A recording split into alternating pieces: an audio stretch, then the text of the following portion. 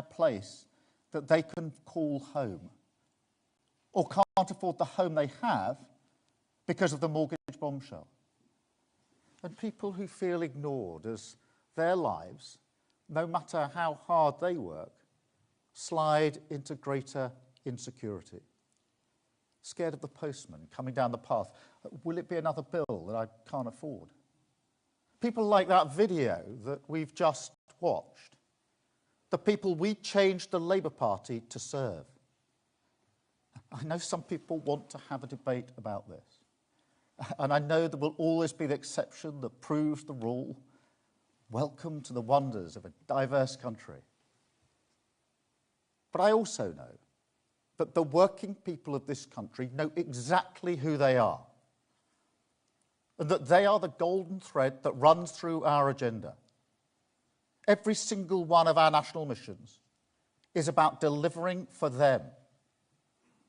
And we're getting on with the job. That's why we reform planning rules, to get Britain building again, restore the dream of home ownership. It's why we ended the junior doctor strikes, to lift the pressure on our NHS, start cutting waiting lists. It's why we stopped the riots with tough sentences for violent thugs, launched a border security command to smash the people smugglers, switched on Great British Energy to get Putin's boot off our throat, make our country more secure, create good jobs right across the country. It's also why we've started the work of changing our economy, stabilising it, fixing its foundations, but also changing how it works for them. An employment bill that will finally make work pay, that will contribute to growth and raise living standards for working people. A direct response to the cost of living crisis that we were elected to tackle for them. Because, let me tell you, it's working people who pay the price when their government fails to deliver economic stability. And they've had enough of slow growth, stagnant living standards, and crumbling public services. They know that austerity is no solution, and they've seen the chaos when politicians let borrowing get out of control. We choose a different path. Honest, responsible, long-term decisions in the interests of working people. Because it's stability that means we can invest, and reform that will maximise that investment. £63 billion worth of investment secured from business 2 weeks ago. A record-breaking show of confidence in our plan for growth. That's investment that will create tens of thousands of jobs, good jobs, in every corner of the country. I know that some people recoil from the tough decisions we have to make to fix the foundations. But that investment, it didn't happen by accident. It's because businesses can see that we're fixing the foundation. Everyone who finds damp in their house knows they have to make a decision. Paint over it, or strip it out, pull off the plaster, and deal with it once and for all. So I will defend our tough decisions all day long. It's the right thing for our country, and it's the only way to get the investment that we need. Stability, investment, reform.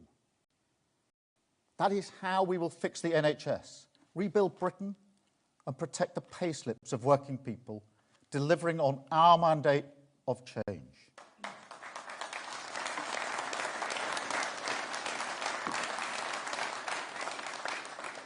And that's what the budget this week will be about.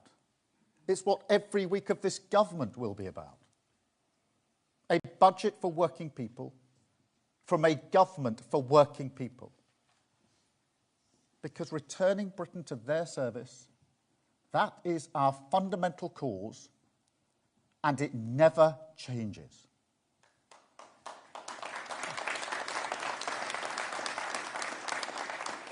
It will also be the first budget delivered by a woman ever.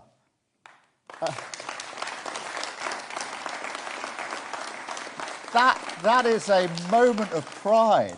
When Rachel Reeves stands up, she will be making history. And I can tell you, young women and girls across the country will be watching, they will look up, and they will notice. It will also be a budget which will show to the British people that we won't be distracted from our task, that we will stick to our long-term plan, run towards the tough decisions, rip off the short-term sticking plasters, so we can lead our country, finally but decisively, out of this pay more, get less doom loop, the low-growth Tory trap that for 14 years decimated public services, destroyed our economic foundations, and made working people pay the price. Now, mark my words, that era is now over. We are turning the page on Tory decline, closing the book on their austerity and chaos. Those days are done. They're behind us, and change is here.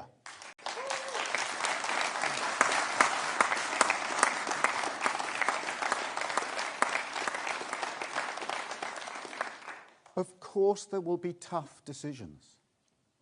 Rebuilding Britain and delivering growth, that'll take the skills and effort of all of us. That's why this budget will also get Britain working. It will pave the way for reforms that tackle the root causes of economic inactivity and make sure that those who can work do work. As a Labour government, we will always help those who cannot support themselves. But the UK is the only G7 country where economic inactivity is still higher than it was before COVID. And that's not just bad for our economy. It's also bad for all those who are locked out of opportunity. So the Chancellor will announce £240 million in funding to provide local services that can help people back into work and the dignity that that brings. A Britain that works for working people, with all those who can playing their part.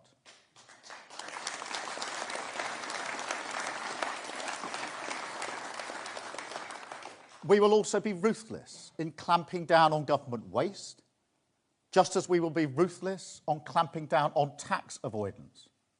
So the British people can see that every penny counts. Now, every single person in this country had to do that during the cost of living crisis. And government must be no different. And frankly, when we're asking broader shoulders to carry a higher burden on tax, that determination to be more productive and efficient in government, that's the very least their contribution deserves. And look, nobody wants higher taxes, just like nobody wants public spending cuts. But we have to be realistic about where we are as a country. This is not 1997, when the economy was decent, but public services were on their knees. And it's not 2010, where public services were strong, but the public finances were weak. We have to deal with both sides of that coin. These are unprecedented circumstances. But the budget the Chancellor will deliver on Wednesday will prevent devastating austerity in our public services and prevent a disastrous path for our public finances. That's the reality of what would happen if we'd stuck to Tory spending plans. And it's why we never, unlike the opposition in 97 and 2010, committed to the same spending plans.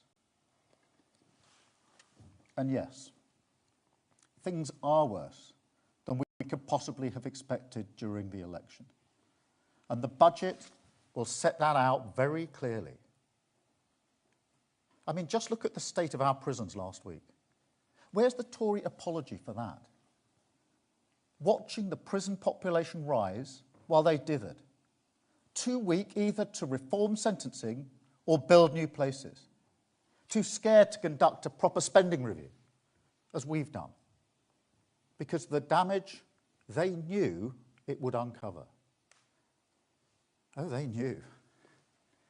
That's why they ran away from that exercise and called an early election instead. They knew our public services were broken. They knew there's a black hole in the public finances. £22 billion of unfunded spending this year, wasting the reserves 3 times over on Rwanda, asylum hotels, propping up a failing train companies. And that's before we even get to the long-term challenges ignored for 14 years. An economy riddled with weakness on productivity and investment. A state that needs urgent modernisation to face down the challenges of a volatile world. A country where people don't just lack faith in politicians to fix any of this, but also wonder whether Britain can, whether we still have the resources to move forward, or whether decline is now an incurable disease. They knew all of that, but I won't offer it as an excuse. I expect to be judged on my ability to deal with this. Politics is always a choice. So we won't hide from our decisions on Wednesday, or for that matter, any day. And besides, as I said 2 weeks ago at our International Investment Summit, we have huge assets in this country, leading positions in the industries of the future, clean energy, artificial intelligence, life sciences, the creative industries, a technical sector that is the envy of Europe, a heritage steeped in science, trade and innovation, and values deep in the bones of this nation, and which say to the world, this country is open for business. This country respects diversity and difference under the same flag. We are still the country known all around the world for our pragmatism and our creativity, the ingenuity and industry of our people. And so if we do grasp the nettle on our economy, if we do fix those foundations, stick to the values and deliver the change working people need, we won't just get through this. Better days are ahead.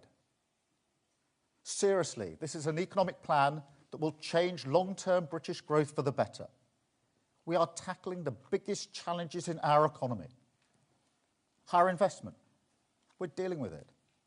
Planning, we're reforming it. The labour market, we're getting people back to work, but also making sure work pays.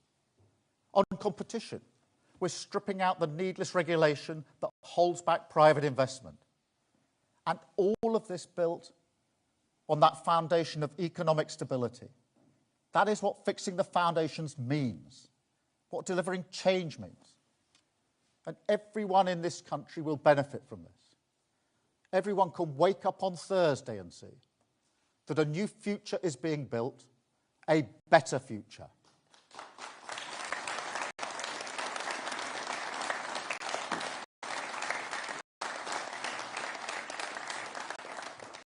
But I tell you now, what we can't do is waste any more time. Politics is a choice. And it's time to choose a clear path. It's time to embrace the harsh light of fiscal reality so we can come together behind a credible long-term plan. It's time we ran towards the tough decisions because ignoring them set us on this path of decline. It's time we ignored the populist chorus of easy answers because we saw what happens if you reject the constraints of economic stability. And we're never going back to that. That is our choice. Stability to prevent chaos. Borrowing that will drive long-term growth. Tax rises to prevent austerity and rebuild public services. We choose to protect working people. We choose to get the NHS back on its feet. We choose to fix the foundations, reject decline, and rebuild our country with investment.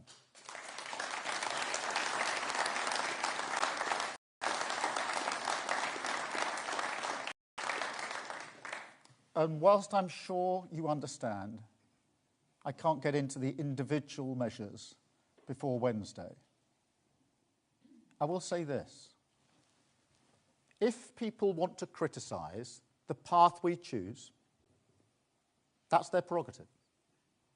But let them spell out a different direction. If they think the state has grown too big, let them tell working people which public services they would cut. If they think tax rises are unfair, let them tell working people which taxes they'd raise instead. If they don't see our long-term investment in infrastructure as necessary, let them explain to working people how they would grow the economy for them. And if they think that taxes are too high, but they don't want to cut public spending, let them tell working people why the lessons of Liz Truss no longer apply. Because I've said it before, and I'll say it again, the time is long overdue for politicians in this country to level with you honestly about the trade-offs this country faces. To stop insulting your intelligence with the chicanery of easy answers. Working people know that hard choices are necessary. They lived through the Liz Truss episode. They lived through the cost of living crisis. So they know that the things they want from us, protecting their living standards, rebuilding our nation, fixing our public services, they know that this can only be achieved alongside economic stability. There are no shortcuts. No, what they want to see on Wednesday is a country on a different path, making different choices. They don't want to pay the price anymore in times of crisis because our economic foundations are weak. And they don't want to see the proceeds of growth, which could serve their family, their community, their public services, instead always serving those at the top. They want change, and that is what they will get, because that is the mandate we're elected to deliver, the only path consistent with our driving purpose to return Britain to the service of working people.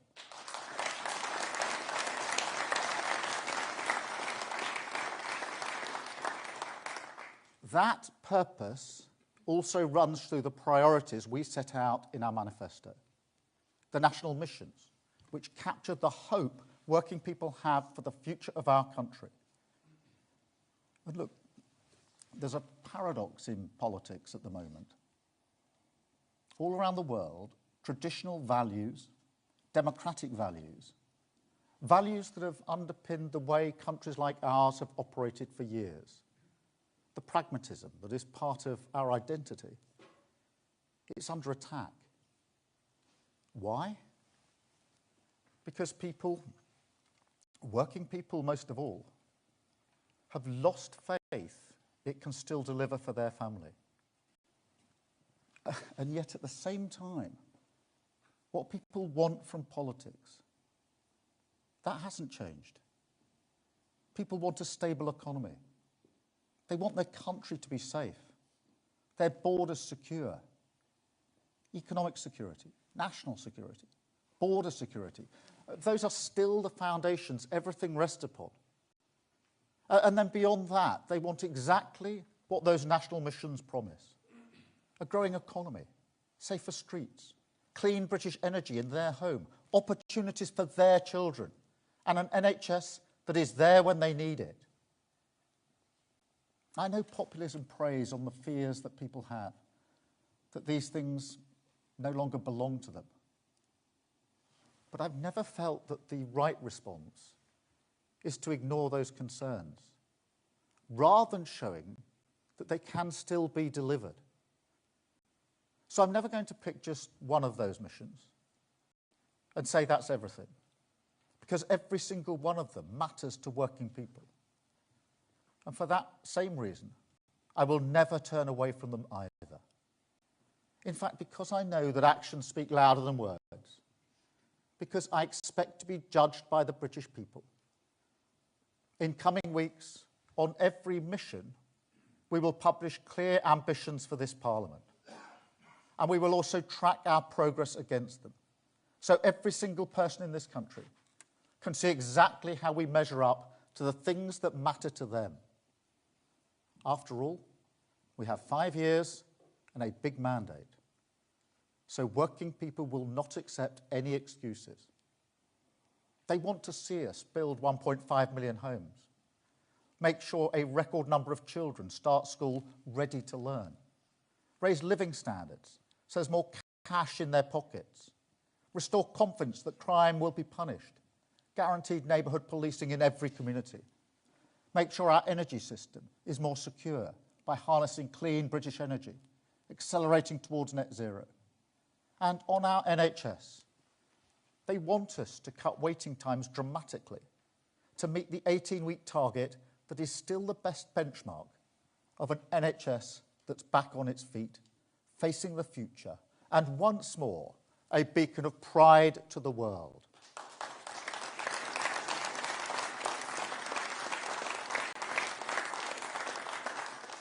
These are my priorities for change, and I won't change course. The budget will light the way, and we will use the power of government, stability, investment and reform, partnership across the whole of society, galvanised by clear objectives, to deliver on the priorities of the British people. The foundations fixed, public services renewed, a country rebuilt by investment, released from decline, returned once more to the service of working people. Now that is the course we set this week. That is the driving purpose of this government, and that is the change that we will deliver. Thank you very much. Thank you.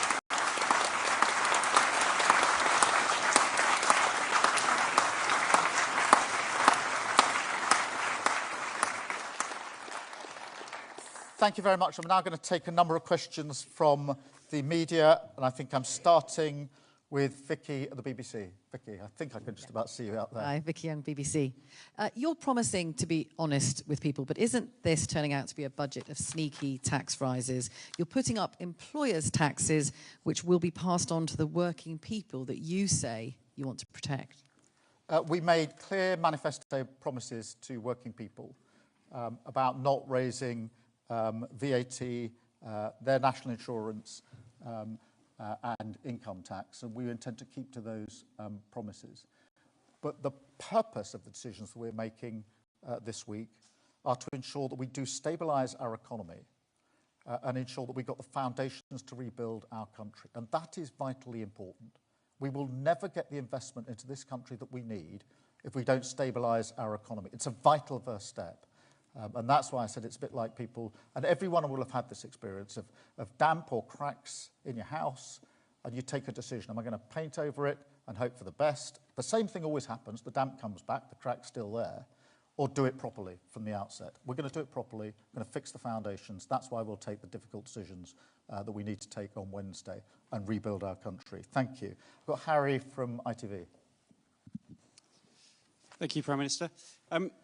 You talk about being honest and being realistic.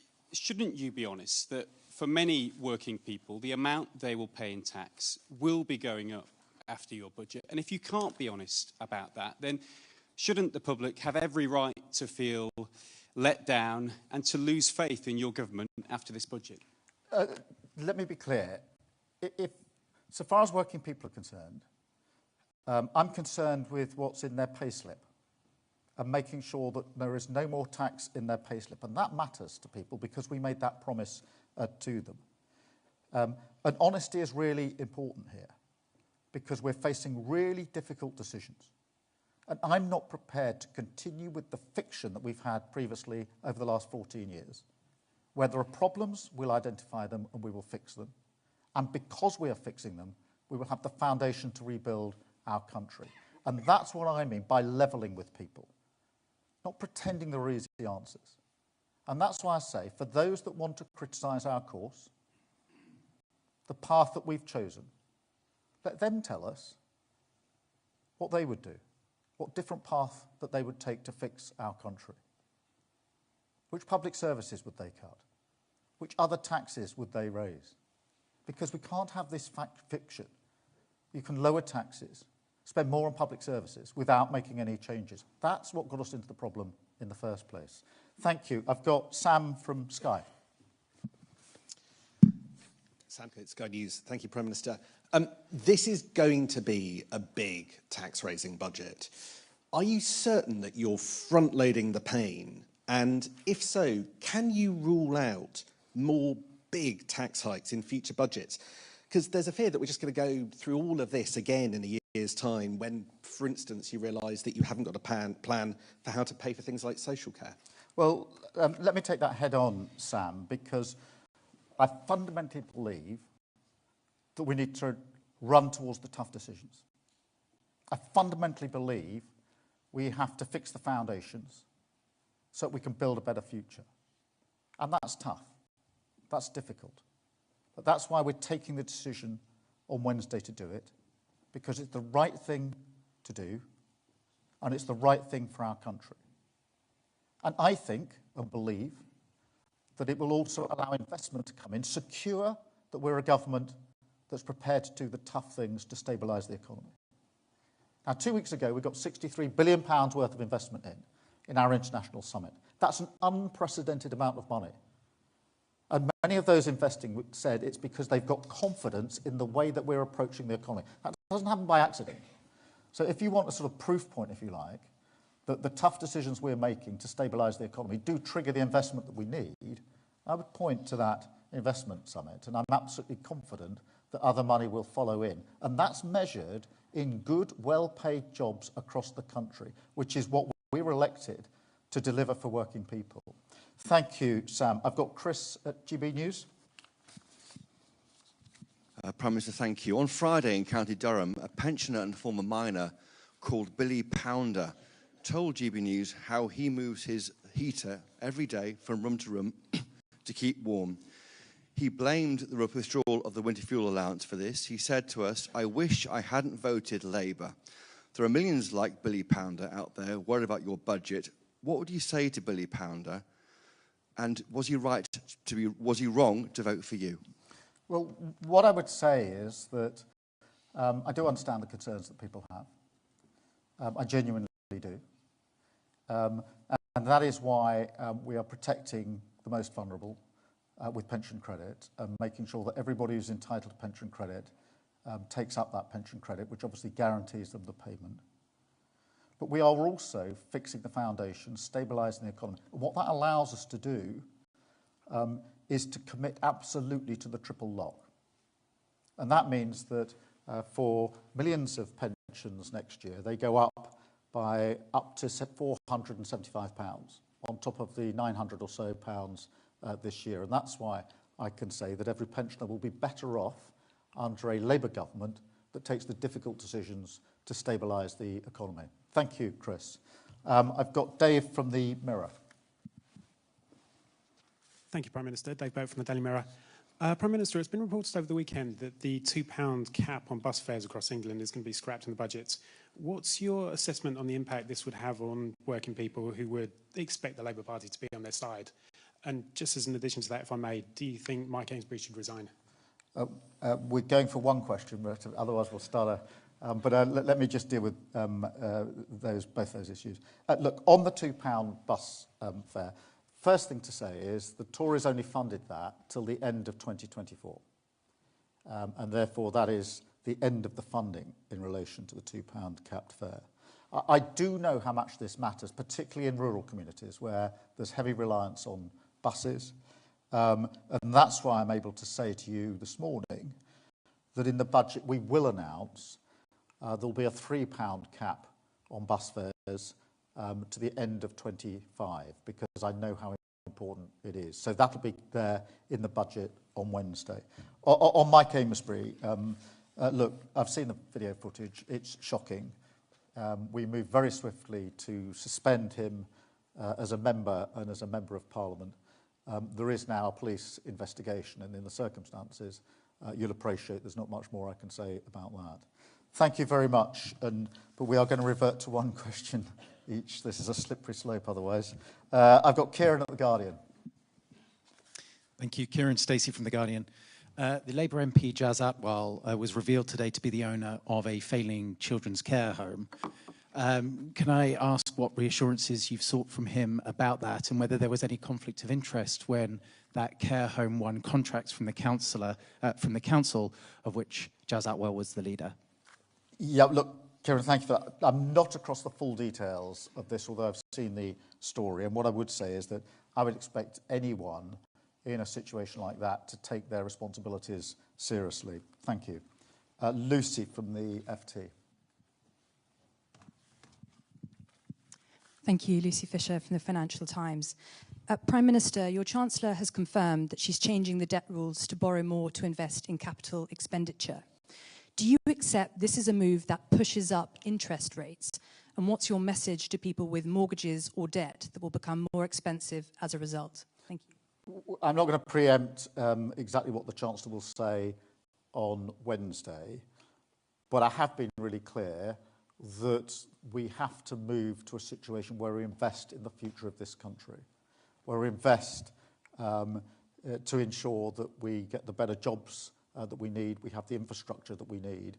And so part of what we will say on Wednesday is first how we're going to fix the foundations and deal with the problem that we've inherited, but secondly how then we rebuild the country. And investment is an important part of that story. Precisely how that will take place will be set out in detail on Wednesday. I do not accept the proposition that it'll have an impact on interest rates. Thank you. Max from The Times. Thank you, Prime Minister. Max Kennex from The Times. I'd like you to press you on a previous question. You've made very clear today that to take on the inheritance, there'll need to be tax rises. But will this be the last Labour budget in which you'll need to raise taxes? And if you can't answer that, how can people have optimism that there will be better times ahead if you won't rule out further massive tax rises in budgets? Yeah, look, thank you for the question. We are fixing the foundations in this budget. So that is the purpose of this budget, to take the difficult decisions now. And nobody wants tax rises, least of all me. So we will do the hard work in this budget to allow us then to rebuild the country. I can't give you a cast iron guarantee that never again in any budget will there be any adjustment to tax, because we just don't know what's round the corner. We've lived through in the last 5 or 6 years, Ukraine, COVID, etc. But I can tell you that as we stand here now going into this budget, it is our intention to take the tough decisions here and now, up front, in the hope that we can then build or rebuild the country on that stable foundation. So you can take from that the tough stuff is coming in this budget. We're going to scrub this down into this budget, but I'm going to resist the temptation to say that at no point ever will there ever be any adjustment to anything else in the future. The purpose of this is to ensure we do take the tough decisions now, stabilise the economy and create the conditions for investment and growth, which I think we are doing, as we've evidenced from the money that's already coming in. So that's the approach, take the tough decisions now and do it at this budget. So you can expect to see pretty well all of that in this budget. Thank you. I've got Jack from The Sun. Thank you, Prime Minister. Jack Ellison from The Sun. Every day, millions of people across the country will get in their cars and go to work.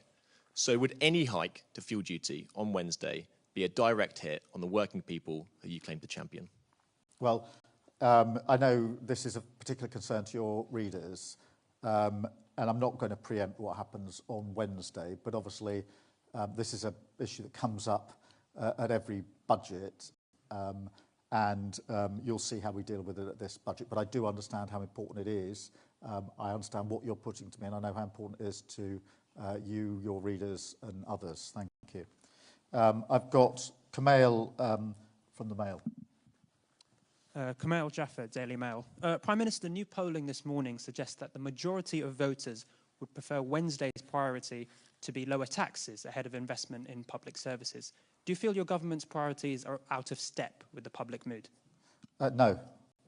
I think for too long we've pretended that you could lower tax and spend more on your public services. and you can't. And it's about time.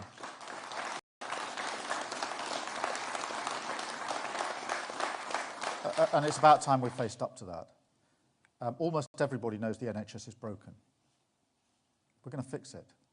We're going to put it back on its feet and make it something we can be proud of again. That's the path we're choosing. And that's what we'll deliver for working people. But what we're not going to do is continue the fiction that's got us here in the first place. The pretense that you can always have lower taxes and that your public services will run properly. Because the last 14 years have shown that is completely and utterly untrue. And people voted for change and will deliver it. I've got Luke from LBC. Thank you, Prime Minister. Luke Shanahan, LBC. You've said that people should judge you on whether or not they feel better off within 5 years' time. Is that how long it will take to feel positive effects of what you're doing now? No. The £63 billion in investment that came in 2 weeks ago is about jobs that will be seen around the country, jobs which we will ensure can be put in place as quickly as possible. The money that we will spend on the NHS will make sure that NHS is getting better straight away, the first steps that we've set out. What I was saying is I expect to be judged by what we've delivered after 5 years. We've got a terrible inheritance. I think everybody can see that. It was bad enough with what we did know before the election. It's even worse now we've had a look at the books. Even worse.